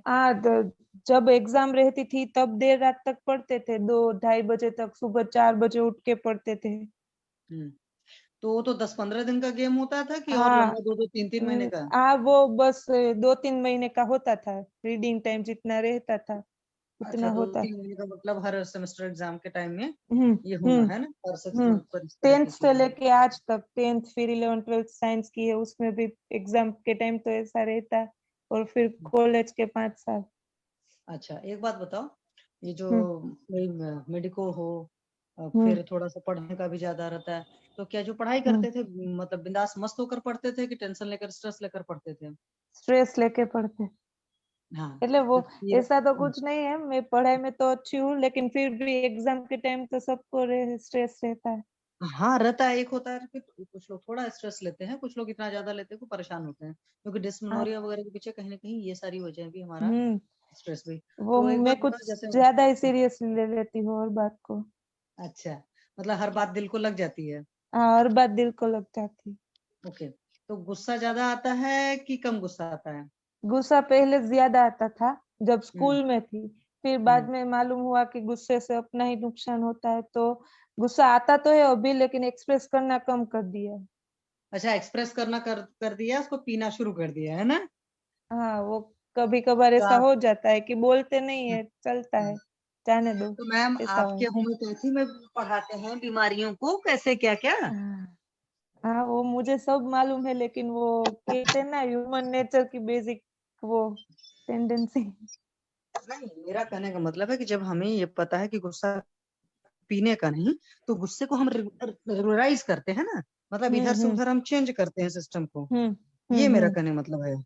गुस्से को देखो, मैं कभी नहीं कहती हूँ बहुत ज्यादा उघाड़िए या बहुत ज्यादा पीजिए, लेकिन क्या होता है कि उसको हमको चैनल बैलेंस को करना। मोड़ना होता है। हाँ, हम अपनी एनर्जी कहीं और खर्चा करना को शुरू करते हैं, थोड़ा सा अपने आप पर काम करना शुरू करते हैं, तो धीरे धीरे हमें समझ में आ जाता है कि हाँ, हमारे गुस्से के पीछे वजह क्या है। एक बात बताओ, जैसे मानो क्लास हाउस में हो और भी सारी जगहों पर हो, तो क्या ऐसा होता था कि यूरिन का प्रेशर आए या पॉटी का प्रेशर आए तो आप उस प्रेशर को रोकते थे? हाँ, वो तो क्लास में तो कितनी बार करना पड़ता है, क्योंकि चालू लेक्चर में तो नहीं जा सकते। नहीं, एक होता है कि हमको फ्रिक्वेंट रोकना पड़ता है, एक होता है कि बहुत रेयर केस होता है। ना वो तो फिर मतलब फ्रीक्वेंट मतलब रेयर हो, वो कॉलेज में ऐसा ज्यादा होता था, लेकिन अभी ऐसा नहीं होता है। क्योंकि कई बार कुछ लोग की आदत होती है, जैसे बच्चों को देखते हैं ना, कई बार बच्चे होते हैं कि छोटे बच्चों की मैं बात करूं, खेल रहे हैं तो खेलने में इतने मस्त हो जाते हैं कि वो लास्ट मोमेंट पर बिल्कुल जाते हैं, तो कई बार टाइम तक खराब हो जाती है। जब हम बड़े हो जाते हैं तो हमारी होल्डिंग कैपेसिटी तो बहुत बढ़ जाती है, लेकिन हम कुछ काम कर रहे हैं, कहीं बिजी हैं या कुछ वजह से तो किसका हेलो। फोन बन गया, तो वो उस वक्त ऐसा कर देते हैं कि मतलब कुछ लोग की रोकने की आदत होती है कि चलो यार 5 मिनट रह जाएंगे, 10 मिनट रह जाएंगे, इस तरह की चीजें। मीन्स कुछ भी नेचुरल अर्जेस हैं, चाहे यूरिन हो रहा है चाहे पॉटी हो रहा है, तो उसका प्रेशर नहीं रोकना होता। तो इस तरह की हिस्ट्री तो मतलब कॉलेज टाइम में रही है ना? कॉलेज तो क्या टाइम ऐसे में स्कूल टाइम में भी रही है? हाँ, वो स्कूल टाइम मतलब जहाँ पे कंपल्सन होता है कि अभी तो रोकना ही, अभी नहीं जा सकते, वहां पे रोका है। कई बार ऐसा होता है कि हम ट्रैवलिंग कर रहे होते हो, रोकने का वो ऐसा कुछ बन जाती है सिचुएशन कि प्रेशर को रोकना पड़ता है, तो रोका होगा। बाकी जहाँ पे वो कुछ बाहर का कुछ हाँ, नहीं प्रेशर रहेगा तो कभी नहीं रोका है। ठीक है। अच्छा मैम, आपको गैस, एसिडिटी और कॉन्स्टिपेशन वगैरह में से कोई ब्लोटिंग परेशानी? ब्लोटिंग बहुत रहता है, वो ब्लोटिंग तो अभी आप बात गैस्ट्राइटिस कर रहे तो थे तो अभी रहता मुझे दिख रहा है कि ब्लोटिंग वाली है। ये जो ब्लोटिंग हो रही है आपको, तो ये कितने दिनों से मैम है। ब्लोटिंग की प्रॉब्लम शुरू हुई है? ब्लोटिंग तो लगभग मुझे रहती ही है, और जब कितने पीरियड्स का सालों टाइम से होता है? है तो उस समय ज्यादा। कितने सालों से कितने ब्लोटिंग सालों है? से वो सब सब ना मुझे 4-5 साल से ज्यादा लग रहा है। पहले हम्म कुछ ऐसा ज्यादा फील नहीं होता था, अब फील अब होता है। ज्यादा फील होता है? नहीं, जैसे कॉन्स्टिपेशन का जो वेग होता है, मतलब वही बॉडी का प्रेशर होता है, अगर उसको रोकते कॉन्स्टिपेशन हैं। मुझे रहती थी, हम्म कॉन्स्टिपेशन तो कॉन्स्टिपेशन रहती थी मुझे, लेकिन फिर उसके लिए तो मैंने अपनी खुद की होम्योपैथी दवाई की थी, तो उससे मुझे बहुत आराम मिला। अभी मुझे कॉन्स्टिपेशन का तो बिल्कुल इश्यू नहीं रहता। श्योर? Sure sure. कभी कॉन्स्टिपेशन आपको किस चीज से महीने में रहता एक था? आध दिन ऐसा कॉन्स्टिपेशन तो मुझे मतलब 10-12 साल की जब होगी तब से रहता है, 10-12 साल के थे क्योंकि आपको तब से कॉन्स्टिपेशन रहता था? बचपन से वो मुझे वो बिस्किट वगैरह खाने की बहुत आदत थी, मैदे वाली चीजें, तो हम्म उसकी वजह से कॉन्स्टिपेशन तो रहता था पहले से। लेकिन अभी हम्म, अभी बहुत अच्छा है कॉन्स्टिपेशन में। अच्छा। महीने अभी में दिन एक भर आध में बार कितनी ऐसा बार हो लेटरिन? जाता है कि ठीक दिन है। में अभी अगर सुबह दिन भर में कितनी बार जाते हैं लेटरिन करने? एक पॉटी ही बार, कितनी? ज्यादातर तो एक ही बार सुबह ओके। अच्छे से हो जाता है, और सुबह कभी कभार ऐसा होता है कि सुबह अच्छे से ना हो तो दूसरी बार जाना पड़ता है, लेकिन वरना जरूरत नहीं पड़ती। तो you feel satisfied after evacuation? Yes, I am satisfied. Good. चलो, तो कॉन्स्टिपेशन की हिस्ट्री पहले रही, तो मान लो 10-12 साल के थे आप, बच्चे थे तब से आपको कॉन्स्टिपेशन का रहा, तो कॉन्स्टिपेशन कितने दिनों तक रहा, मतलब कितने सालों तक ये चीज रहा? वो 8-10 साल तो रहा ही होगा, क्योंकि अभी 2-3 साल से मुझे कॉन्स्टिपेशन में अच्छा है, तो अच्छा। 8-10 साल तो रहा होगा। अच्छा, एक बात बताइए, आपको नींद कैसी आती मैम? नींद अच्छी आ जाती है, कभी कोई टेंशन हो, मतलब पढ़ाई का कि घर का कि कोई भी, तो भी तो ज्यादा डिस्टर्ब होती है, लेकिन वो भी ज्यादातर नहीं, नींद तो आ जाती है। अच्छा, इसके अलावा मैं कोई और ऐसी चीज पूछना भूल गई हूँ जो आपको लगता है कि नहीं, जैसे अभी आपने बताया कि आपको बचपन में मैदा वाली चीजें हैं, बिस्किट इस तरह की चीजें हम्म ज्यादा खाने की आदत थी, हम्म आपको कॉन्स्टिपेशन वगैरह रहता था, हम्म उसके अलावा और कुछ हम्म पर्टिकुलर ऐसा लगता हो कि जो आपकी पर्टिकुलर आदत हो जो आप बताना चाहो, मेरे को बता सकते हो? जो आपको लगता है कि because you are a medico, तो आपको भी पता होगा कि हमारे आयुर्वेद का कंसेप्ट हाँ होता है व्हाट इज द कॉज हाँ देन दिल बी रिजल्ट। तो हेतु जिसको निदान परिवर्तन बोलते हैं हम लोग, की निदान रहेगा तभी। तो कुछ और लगता है कॉज की जिसकी वजह से आपको ये सब है? जैसे वेट गेन का तो एक बहुत बड़ा चीज होता है, सबसे बड़ा सिंपल लैंग्वेज में बात करूं, अंग्रेजों की लैंग्वेज में तो कहते हैं बीएमआर लो हो गया, या हम अपनी आयुर्वेद भाषा कहें कि अग्नि लो गई, हमारे जो चीज खा रहे प्रॉपरली पच नहीं रहा है। और ये सारी चीजें हमारी कनेक्टेड होती हैं। वो अगर हमारी बहुत ज्यादा इंडाइजेशन सिटिंग का जॉब इश्यू तो रहेगी तो रहता वेट ही गेन होगा। हम्म हम्म तो दिन भर बैठकर पढ़ने तो की आदत ऐसी थी क्या बस हमेशा? ना, सीडेंटरी लाइफस्टाइल तो पहले से नहीं रही, क्योंकि जब बच्ची थी तभी खेलना कूदना बहुत पसंद था, तो पूरा दिन खेलती रहती थी। जब स्कूलिंग थी तब भी मैं ज्यादातर तो एक्टिव ही रही हूँ, कॉलेज में भी एक्टिव रही हूँ। तो अभी जॉब करती ही तो वहां पे ज्यादातर मतलब पूरा दिन 3-4 घंटे ऐसे सिर्फ बैठे बैठे बिता दिए, ऐसा तो कुछ रहता नहीं है। घर का काम भी करती हूँ, बाहर का काम भी करती हूँ, मतलब सीडेंटरी लाइफस्टाइल जैसा तो कुछ है ही नहीं। ओके। और या फिर खाने पीने का बहुत ऐसा हो कि हम खाने पीने में अभी भी कुछ ऐसी चीजें खा रहा हूँ जो हमारे वेट गेन कर रही हूँ, या खाने पीने का हम ख्याल नहीं रख रहे हूँ कि जब जो चीज पसंद आया हमने खूब अच्छे से खाया, खासकर वो चीजें जहाँ से वेट हाँ ज्यादा वो कैलोरी ज्यादा है। हाँ? ठीक आसपास है, वो आवाज लोग अपना ज्यादा आ रही, इनवाइट कुछ ऑफ सुनना ही रखें नहीं। प्लीज। ठीक है चलो। एक बार मेरे को रिपोर्ट निकाल दिखाओ, मतलब दिक्कत है क्या, ऐसे पहले नहीं होता? हाँ जी मैम बोलो, हेलो, मैंने म्यूट कर दिया उनको। हाँ बताइए। क्या पूछ रहे थे मैं ये मैम आप? पूछ रही थी जैसे बहुत सारी चीजें उससे होती हैं कि उससे बड़ा ज्यादा वेट गेन वगैरह होता है, जान लो मान अब वो लो। मेरा खाने पीने में ऐसा है कि जब जो जी में आए मन चाह खा लेती हूँ। जैसे आपको पता ही है कि स्वीट्स के आइटम हो गए या मैदा के आइटम हो गए। हाँ स्वीट, हाँ मैदा, वो जानती हूँ, फिर भी वो आउट ऑफ कंट्रोल हो जाता अच्छा, है। और कुछ प्राणायाम योग मेडिटेशन वगैरह करते हैं? और वो सूर्य नमस्कार करती हूँ, लेकिन वो भी ऐसा नहीं कि कंटिन्यू।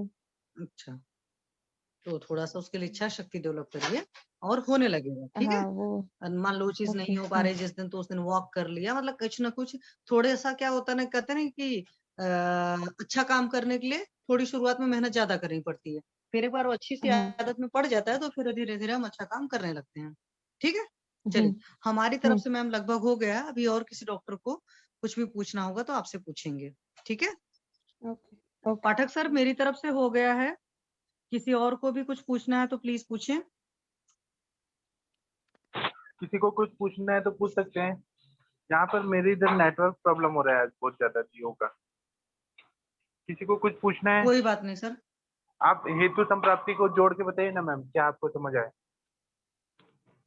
सर इनके केस में जो एक निकला है, सबसे पहला तो हेतु नजर आया है कि जब ये 12 साल के थे मैम, तभी 10-12 साल से तो इनको कॉन्स्टिपेशन रहता था। तो जब भी कॉन्स्टिपेशन है तो फिर इनका जो पीरियड्स वगैरह था वो भी नहीं ठीक था, मतलब उसमें पेन तो था, डिस्मेनोरिया के साथ में क्लॉटिंग वगैरह होती थी। तो एक चीज तो ये चीज थी। और जब पढ़ते लिखते थे तो थोड़ा सा स्ट्रेस ज्यादा लेते थे। और मनोवा स्रोतस में भी है दुष्टि, जैसे पहले मतलब गुस्सा तो एक्सप्रेस कर देते थे, बाद में इन्होंने गुस्से को पीना शुरू कर दिया। तो जब गुस्से को पीते हैं तो वो भी कहीं ना कहीं हमारे ब्रेन को बहुत ज्यादा इफेक्ट करता है। तो उस वजह से भी हार्मोनल काफी चेंजेस होंगे, जिसको हम अपना सिस्टम में कहें कि मनोदैहिक लेवल पर परेशानी है। तो वो भी वजह वेट गेन की रही है। और जब बच्चे थे तब मैदा वाले आइटम या बेकरी के आइटम काफी खाने के शौकीन थे। और अभी भी मैम को चीजें पसंद है तो उस पर बहुत कंट्रोल नहीं कर पाते हैं। और अभी भी ऐसा नहीं है कि ये बहुत जैसे मेहनत कर लिया कि भाई हमारा इतना वेट बढ़ा हुआ है तो हमको इतनी कैलोरी बर्न करनी है, मतलब कि हमको योग एक्सरसाइज, उस लैंग्वेज में बात कर रही हूँ, तो उन चीजों का है। तो 2-3 वजह है कि जैसे कॉन्स्टिपेशन वगैरह का है जो पहले काफी रहा है। अभी हालांकि होम्योपैथी अपनी है, मैम डॉक्टर हैं, तो अपनी दवा लेकर उन्होंने बोला कि अभी अपनी होम्योपैथी ठीक कर लिया है। तो इस तरह की सारी चीजें हैं। और जंक फूड वगैरह या ये सब बाहर के खाने अभी भी महीने में 3-4 बार तो हो ही जाते हैं। तो मेरा ख्याल से पूरा सारा मतलब बहुत सारे लेवल पर है, मतलब खान पान पर भी रहा। बचपन से हमने बेकरी आइटम, मैदा आइटम, ये सब सारी चीजें ज्यादा खाया। और मतलब कॉन्स्टिपेशन वगैरह का रहा, या जैसे मान लो स्कूल वगैरह में है नहीं बन पाया तो उस टाइम नहीं गए, तो उस टाइम स्कूल या कॉलेज टाइम में थोड़ा बहुत बेगाबर उसकी हिस्ट्री रही, बाद में नहीं है। और कई बार होता है बहुत हाईली एम्बिशियस लोग होते हैं तो काफी ज्यादा पढ़ते हैं, और मैम को बातें भी बहुत छोटी छोटी बातें लगती है, बहुत जल्दी हर्ट होते हैं, तो उससे भी फिर इंसान स्ट्रेस में बहुत ज्यादा रहता है। तो मैं कह सकती हूँ कि दोनों ही लेवल पर, आहार और विहार के लेवल पर है तकलीफ, तो वहां से काम करना पड़ेगा। टाइम लगेगा वेट लॉस होने को, बिकॉज अभी 5'4" की हाइट में शी इज 94 kg और 93 kg अराउंड, और इधर 3-4 के ईयर में उनका वेट बढ़ा है। एक बात बताइए मैम, आपको जैसे आपने कहा कि टाइफाइड वगैरह हुआ था, जब आप छोटे बच्चे थे तो आपको चिकन पॉक्स, स्मॉल पॉक्स या इस तरह की या कोई और बड़ी बीमारी हुई हो या कोई सर्जरी वगैरह हुई हो? हाँ, वैसे कोई और बड़ी बीमारी तो मुझे हुई नहीं, सर्जरी भी कोई नहीं हुई है, लेकिन वो जो मीजल्स, चिकन पॉक्स, मम्स जो सब होता है ना, वो हो गया है मुझे चाइल्ड एज में, चाइल्डहुड में। अच्छा, चलिए, चाइल्ड एज में वो सारी चीजें हुई हैं, ऐसा उन चीजों में और कोई परेशानी नहीं है। ठीक है, और कुछ आपको ऐसा लगता हो? तो बस वो यही, अभी तो यही है कि चलिए, कोई बात नहीं। वो पीरियड्स डिले होता है, वो भी तो मेन हाँ, कंप्लेन है पीरियड्स तो मेरी, डिले आपका होता और है। हार्मोन इम्बैलेंस है वो। हाँ, टेस्टोस्टेरोन आपका ज्यादा है, आपने बताया था। ये तो जो पीसीओडी आप बोल रहे हो, तो ये पीसीओडी आपके अल्ट्रासाउंड से डिसाइड हुआ कि क्या हुआ है? Rinkal ma'am, am I audible to you? हाँ, वो यस यस, यू हाँ are audible ma'am, to me. USG में आया था लास्ट ईयर। यूएसजी में आया था। तो मैम, क्या आपने इसके लिए कोई ट्रीटमेंट वगैरह ले चुके हैं आप, जैसे वो लोग एलोपैथी वाले ओसी पिल्स ना वगैरह वो न जाने मैंने क्या क्या वो चलाते हैं? ना ना ना वो तो मुझे हम्म। ओसिपिल्स वो तो मुझे पसंद ही नहीं है, इसलिए मैंने एलोपैथी साइड वाला कुछ नहीं किया, लेकिन मैंने होम्योपैथी में 2-3 महीने किया था ट्राई। तो होम्योपैथी में आपने अपना ट्रीटमेंट खुद से किया था कि अपने सीनियर्स वगैरह से, मतलब ना अपने ना प्रोफेसर मैंने वगैरह से अपने अपना? ना वो होम्योपैथी के कंसल्टेंट होते हैं ना, जो ज्यादा हाँ। एक्सपीरियंस वाले होते हैं, उससे करवाया। अच्छा, उन लोगों से आपने ट्रीटमेंट लिया था, बट अभी ज्यादा हम्म। फायदा नहीं है। अभी भी आपके पीरियड क्या में डिले वाली प्रॉब्लम है ना? हुआ, लेकिन नहीं है। डॉक्टर रिंकल, मुझे आपसे एक क्वेश्चन था। जैसे आपने सारी इन्वेस्टिगेशंस यस। करवाए, उसमें एक तो ब्लड शुगर होता है ना, एक होता है HbA1c, तो एक ओवरऑल क्राइटेरिया हाँ बताता है कि आपका कितना कंट्रोल है, वो हाँ आप। हाँ, वो वो मुझे शुगर वाली भी प्रॉब्लम नहीं रहती है, रिपोर्ट्स मैंने करवा ली है सब। नहीं मैम, वो आपका HbA1c मतलब उसकी आपके पास है हाँ, कुछ? એટલે वो रिपोर्ट्स नहीं है मेरे पास, लेकिन मैं फ्रीक्वेंटली करवाती रहती हूँ, क्योंकि हॉस्पिटल में जाती हूँ तो वो तो मैं करवा लेती हूँ। हाँ जी, ओके मैम। और किसी को कुछ पूछना है तो प्लीज पूछ लें, अदरवाइज हम उनको लीव करा दें।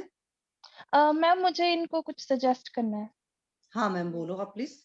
डॉक्टर रिंकल, मुझे ऐसे लगता है कि जैसे पीसीओएस तो चलो ठीक है, आपका डायग्नोज है, बट कहीं ना कहीं मतलब वो जो एचपीओ एक्सिस होता है ना, हाइपोथैलेमस वो पिट्यूटरी ओवेरियन एक्सिस, वो भी आपका इन्वॉल्व होने की वजह से वो टेस्टोस्टेरोन ना हायर साइड पे आ रहा है, तो इसका मतलब कहीं ना कहीं एंडोक्राइनल प्रॉब्लम है।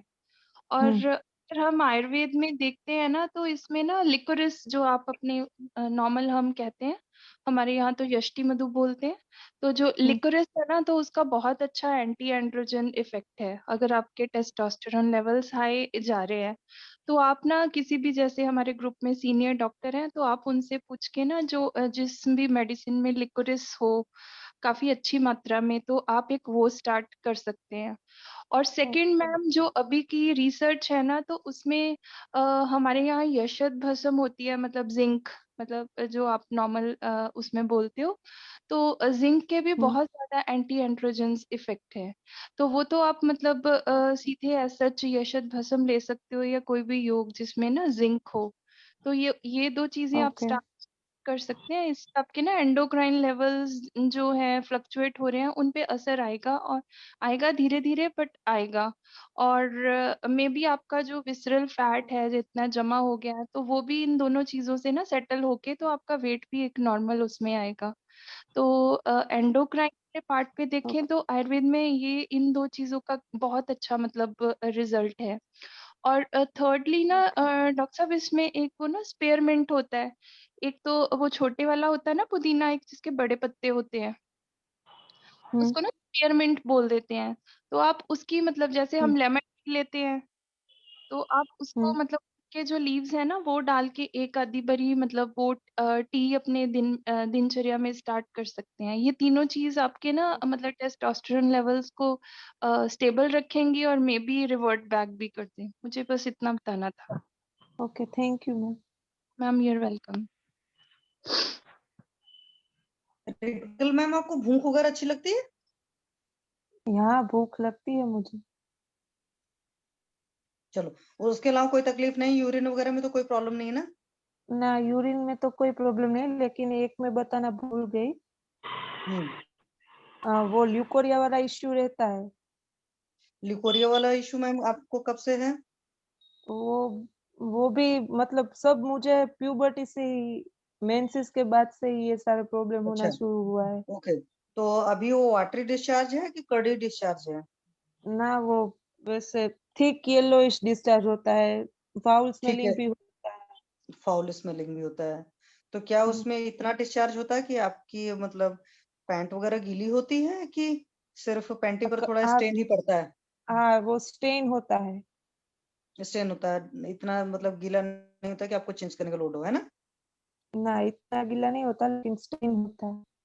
अच्छा, यूरिन में कोई फ्रिक्वेंसी में प्रॉब्लम हो, या यूरिन का बहुत ज्यादा फ्रिक्वेंसी हो, या यूरिन में कभी लग कर आती हो, या जलन रहती हो, या यूरिन में कोई और ना तकलीफ वैसा हो? तो यूरिन ओजो के जो आपका ना स्टूल होता है वैसा मैम, वो वेल फॉर्म्ड होता है कि स्कैटर्ड स्टूल रहता है? ना वेल फॉर्म्ड होता है। मीन्स लाइक कंसिस्टेंसी तो बनाना शेप। अच्छा, बराबर ओके। होती है। वो पानी पर हम्म तैरता है कि डूब जाता है? तो ज्यादा कुछ ऐसा नोटिस नहीं चलो आगे किया, ध्यान देना, आगे ध्यान लेकिन देना आप, ठीक है? हाँ। फिर बताना। हम्म स्टूल हम्म स्टिकी वगैरह तो नहीं रहता मैम आपका?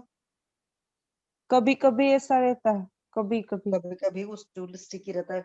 कभी कभी ऐसा तो नहीं होता कि स्टूल में बहुत ज्यादा स्मेल रहती हो? ना, वो स्मेल वाला इश्यू तो नहीं। चलिए कोई बात नहीं, स्मेल वाला इशू नहीं, स्टिकी वाला इशू है। कभी कभी का फ्लोटिंग वगैरह वाला वो चीज पता नहीं। और कोई ऐसी चीज लगी, जैसे अभी आपने लिकोरिया वाली एक बात बताई कि दिस इज फ्रॉम द, तो आपको जब प्यूबर्टी से ये सब चीज मतलब लिकोरिया वाली टाइप की प्रॉब्लम हुई, फाउल उसमें कितने साल बाद आना शुरू हुआ, कुछ याद है? फाउल स्मेलिंग तो अभी 2-3 साल से ऐसा लग रहा है कि ओके, ऐसा ज्यादा बढ़ गया है। ओके। कि और वो एक और बात है जो बताना चाहती हूँ कि स्किन इन्फेक्शन भी रहता है। तो स्किन इन्फेक्शन એટલે अभी नहीं है, लेकिन 2-3 साल पहले हुआ था, रिंगवर्म का। ओके। तो एक बात मुझे आप बताइए, तो जैसे आपको ये लिकोरिया वाली टाइप की प्रॉब्लम हुई, तो क्या आपने इसके लिए कुछ मेडिसिन वगैरह ली?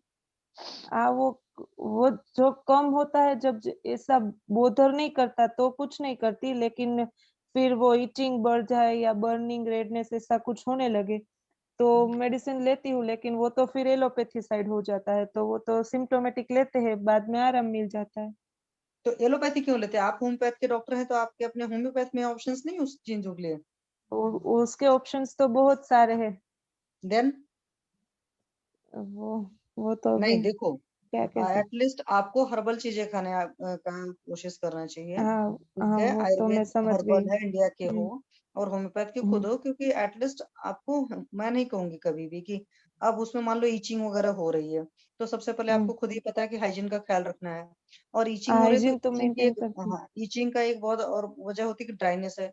ड्राइनेस है तो हाँ। पक्का सी बात है कि अकॉर्डिंग टू वेदर हम ऑयल अप्लाई कर सकते हैं। You can apply hmm coconut oil, you can apply mustard oil, you can hmm apply cow ghee. ठीक है, वो क्या ये होता सब है? चीजें, गाय का घी, आप ओके वो भी ओके। अप्लाई कर सकते काउ हो, और बहुत अच्छे रिजल्ट ओके आते हैं। ये भी मैं आपको बताऊं, वो डेली का नियम होता है। जैसे हम अपने फेस में ड्राई लगता है या विंटर्स में लगाते हैं ना फेस में, डेली हम्म मॉइस्चराइजर लगाते हैं, hmm you can hmm moisturise that area, तो आपको बहुत आराम रहेगा। और कपड़ों ओके में एक चीज बहुत ख्याल रखना होता है, और मुझे नहीं पता कि आपने कितना ख्याल रखा, कपड़े हमेशा कॉटन के पहनने होते हैं और खुले पहनने होते हैं। मीन्स हम्म एयर का वेंटिलेशन सही से होना। और जीन्स बहुत रेयर पहना करिए। जीन्स हम्म पहनते हैं आप? हाँ, जीन्स तो पहनती नहीं, हूँ। जींस को थोड़ा सा अवॉइड करिए, ठीक है? जब भी ओके हमको लिकोरिया की प्रॉब्लम हो, हमको यूटीआई की प्रॉब्लम हो, इस तरह की चीजें हो, तो जींस के कपड़ों को छोड़ देना चाहिए कुछ। ओके।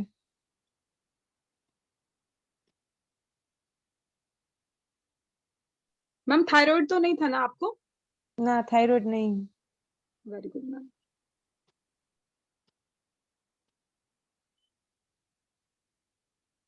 तो हमें ड्रेसिंग सेंस पर ध्यान देने का भी है। Means okay. जैसे पहले देखो खुला खुला चीजें पहनते थे, स्कर्ट पहनना होता था, और बहुत पहले तो हर चीज कॉटन की ही पहनते थे। साड़ी पहनते तो साड़ी भी उस तरीके से होती थी।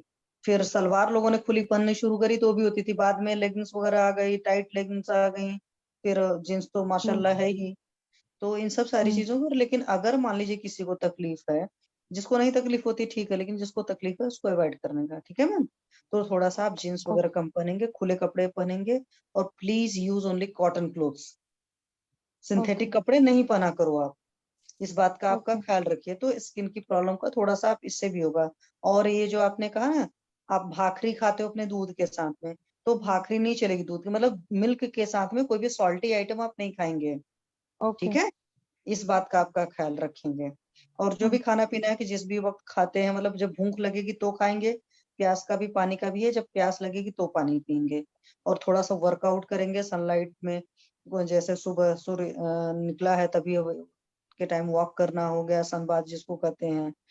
थोड़ा प्राणायाम योगा भी करना है, अनुलोम विलोम भ्रामरी, ये सब सारी चीजें, ठीक है। बहुत ज्यादा पॉजिटिव रहेंगे और बहुत जल्दी ठीक हो जाएंगे। और टेस्टोस्टेरॉन का ज्यादा चिंता नहीं करना, अभी मैम ने आपको कुछ चीजें बताई हैं और लोग भी आपको बताएंगे।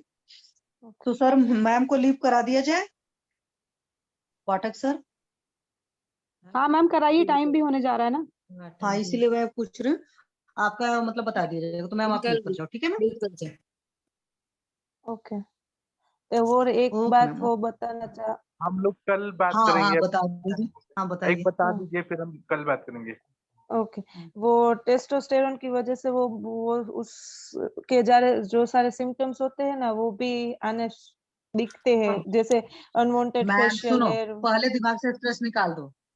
जिस दिन सोचोगे टेस्टोस्टेरोन हो गया, फिर ये सिम्टम हो गया। मैं आपको अपना लाइव एग्जांपल बताती हूँ। जब मैंने सेकंड प्रॉप की थर्ड प्रॉप में पढ़ा, साल्ब्यूटामॉल का इफेक्ट होता है कि ट्रेमरिक ऑफ हैंड होते हैं, याद है।